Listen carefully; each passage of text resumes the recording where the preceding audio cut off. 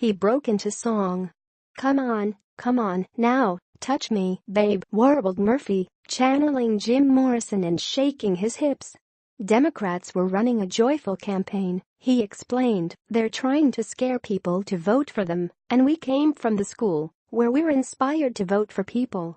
Come Tuesday, both parties expect Murphy, a 60-year-old former Goldman Sachs banker and ambassador, to easily defeat Lieutenant Governor Kim Guadagno, R., and put Democrats fully in control of New Jersey.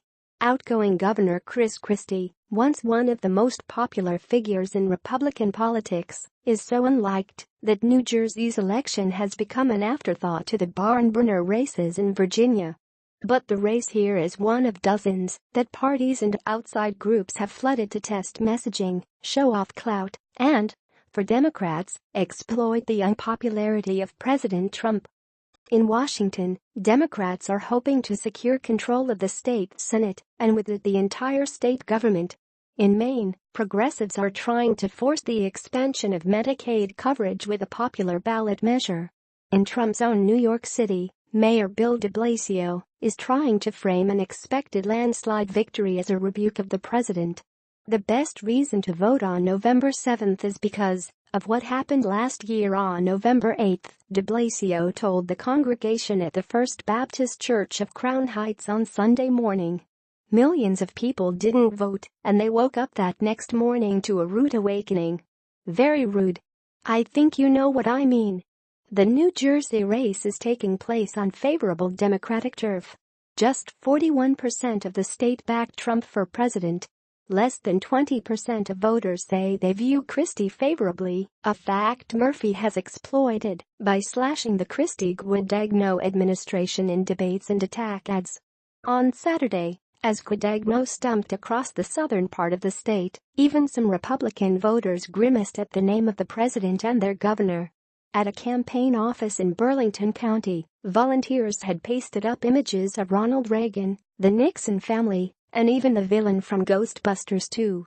The only visible evidence of the Republican governor and president was a clutch of bumper stickers.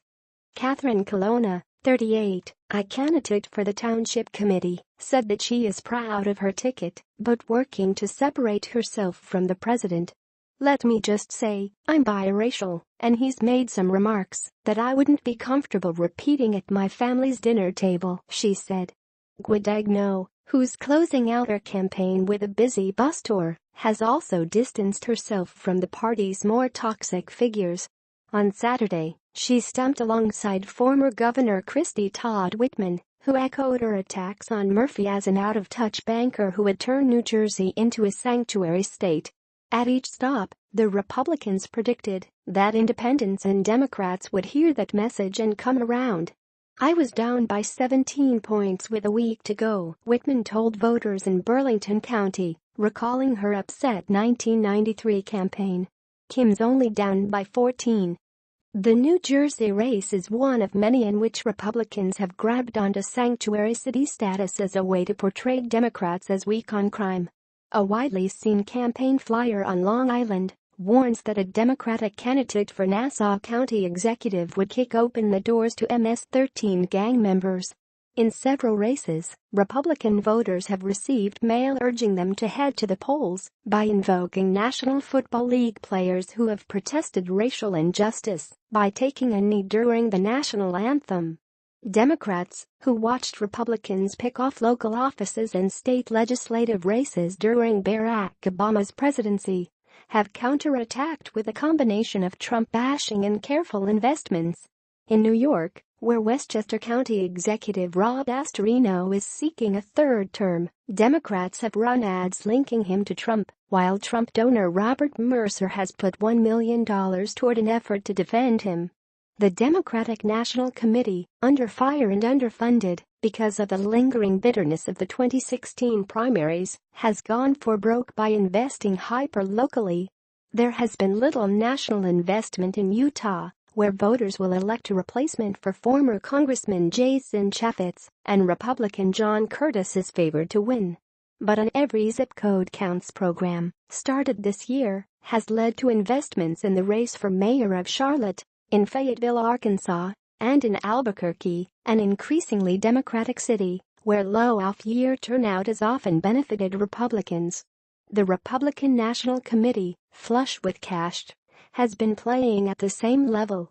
The party has invested more than $500,000 in Pennsylvania's off-year elections, where a small electorate will decide whether to retain and elect a number of judges and mayors.